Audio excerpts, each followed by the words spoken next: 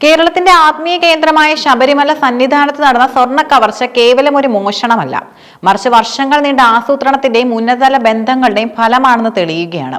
1998 കന്നിമൂല ഗണപതി ക്ഷേത്രം, മാളികപ്പുറം നാഗരാജ ക്ഷേത്രം എന്നിവിടങ്ങളിൽ സ്ഥാപിച്ച സ്വർണ്ണ കലശങ്ങൾ എവിടെ പോയി എന്ന ചോദ്യം ഭക്തലക്ഷങ്ങളെ ഒരുപോലെ വേദനിപ്പിക്കുന്ന ഒന്നാണ്. ഈ കേസിലെ അന്വേഷണം ചെന്നെത്തുന്നത് ഞെട്ടിക്കുന്ന വിവരങ്ങളിലേക്കും ദശാബ്ദങ്ങൾ പഴക്കമുള്ള ഒരു അവിശുദ്ധ കൂട്ടുകെട്ടിലേക്കുമാണ്. ശബരിമലയിലെ ഉപക്ഷേത്രങ്ങളിൽ പവിത്രമായ ചടങ്ങുകളോടെയാണ് 1998 സ്വർണ്ണ കലശങ്ങൾ പ്രതിഷ്ഠിച്ചത്.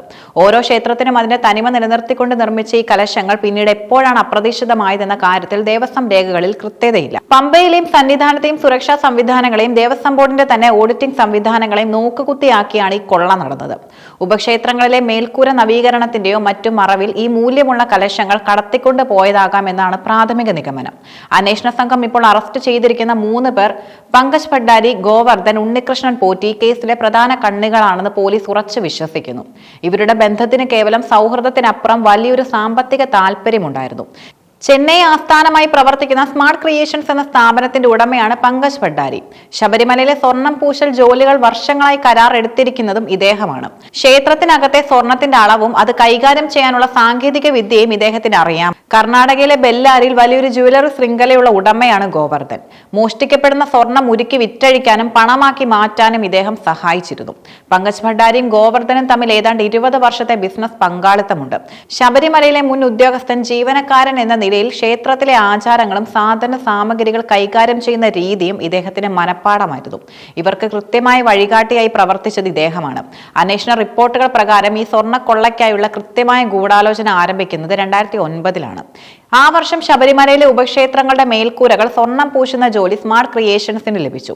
ഈ കാലയളവിൽ പങ്കജ് ഭണ്ഡാരിയും ഗോവർദ്ധനുമൊപ്പം ഉണ്ണികൃഷ്ണൻ പോറ്റിയും സജീവമായി രംഗത്തുണ്ടായിരുന്നു.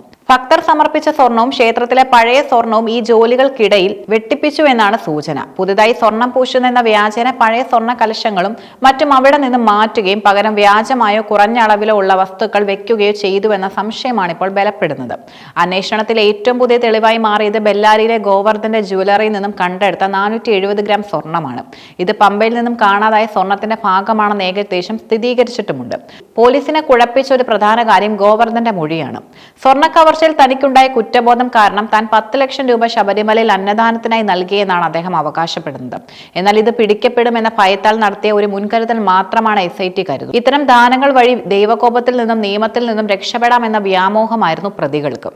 തിരുവനന്തപുരം SIT ഓഫീസിൽ നടന്ന മണിക്കൂറുകൾ നീണ്ട ചോദ്യം ചെയ്യലിന് ശേഷമാണ് പങ്കജ് ഭണ്ഡാരിയുടെയും ഗോവർദ്ധന്റെയും അറസ്റ്റ് രേഖപ്പെടുത്തിയത്. റിമാൻഡ് റിപ്പോർട്ടിലെ ചില പ്രധാന കാര്യങ്ങൾ ഇവയാണ്. ഉണ്ണികൃഷ്ണൻ പോറ്റിയാണ് ഈ കൊള്ളയുടെ എല്ലാ വിവരങ്ങളും പോലീസിന് കൈമാറിയത്. മറ്റ് 2 പേർക്കും ഇതിൽ നേരിട്ട് പങ്കുണ്ടെന്ന് അദ്ദേഹം മൊഴി നൽകി. പ്രതികൾ ശബരിമലയിലെ സ്വർണം കടത്താൻ വർഷങ്ങളായി ഒരു ശൃംഖല തന്നെ രൂപപ്പെടുത്തിയിരുന്നു. ലഭിക്കുന്ന ലാഭവിഹിതം ഇവർ 3 പേരും തുല്യമായി വീതിച്ചെടുക്കുകയായിരുന്നു പതിവ്. ഈ കൊള്ളയുടെ വേരുകൾ കേരളത്തിലും കർണാടകയ്ക്കും അപ്പുറത്തേക്ക് നീളുന്നുണ്ട്. ചെന്നൈ കേന്ദ്രീകരിച്ച് പ്രവർത്തിക്കുന്ന ഒരു പ്രമുഖ വ്യവസായിക്ക് ഈ കേസിൽ പങ്കുണ്ടെന്ന സൂചനയുണ്ട്. ഇദ്ദേഹത്തെ ചോദ്യം ചെയ്യുന്നതോടെ ശബരിമലയിൽ നിന്ന് എത്രത്തോളം സ്വർണം നഷ്ടമായി എന്നതിനെ കുറിച്ച് കൂടുതൽ വ്യക്തത വരും. ഒരുപക്ഷെ നമ്മളിപ്പോൾ കരുതുന്നതിനേക്കാൾ വലിയൊരു തുകയുടെ സ്വർണമായിരിക്കാം ഈ സംഘം കടത്തിയിരിക്കുന്നത്.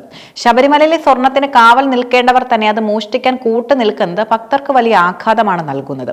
ഈ കേസ് തെളിയിക്കപ്പെടുന്നത് ക്ഷേത്രഭരണത്തിൽ വലിയ മാറ്റങ്ങൾക്കും കാരണമാകും. ഓരോ തരി സ്വർണവും കൃത്യമായി തൂക്കി പരിശോധിക്കാനും അത് രേഖപ്പെടുത്താനും കൂടുതൽ സുതാര്യമായ ഓഡിറ്റിംഗ് ആവശ്യമാണെന്നും ഈ സംഭവം തെളിയിക്കുന്നുണ്ട്. ശബരിമലയിലെ ഉപക്ഷേത്രങ്ങളിലെ സ്വർണ്ണ കലശങ്ങളുടെ അപ്രതീക്ഷിതമാകൽ കേവലം ഒരു ക്രമസമാധാന പ്രശ്നമല്ല, മറിച്ച് ദശലക്ഷക്കണക്കിന് ഭക്തരുടെ വിശ്വാസത്തിനു മേലുള്ള കടന്നുകയറ്റമാണ്. പങ്കജ് ഭണ്ഡാരി, ഗോവർദ്ധൻ, ഉണ്ണികൃഷ്ണൻ പോറ്റി എന്നിവരുടെ അറസ്റ്റിലൂടെ ഈ ഗൂഢാലോചനയുടെ ഒരു വശം മാത്രമാണ് പുറത്തു വന്നിരിക്കുന്നത്. കാണാതായ സ്വർണ്ണ കലശങ്ങൾ കണ്ടെത്തുകയും അതിന് പിന്നിലെ എല്ലാ കുറ്റവാളികളെയും നിയമത്തിന് മുന്നിൽ കൊണ്ടുവരികയും ചെയ്യേണ്ടത് വിശ്വസ്തത വീണ്ടെടുക്കാൻ അത്യാവശ്യമാണ്. വരും ദിവസങ്ങളിൽ കൂടുതൽ വിവരങ്ങൾ പുറത്തു വരുമ്പോൾ കേരളം കണ്ട ഏറ്റവും വലിയ ക്ഷേത്ര കവർച്ച ഇത് മാറിയേക്കാം.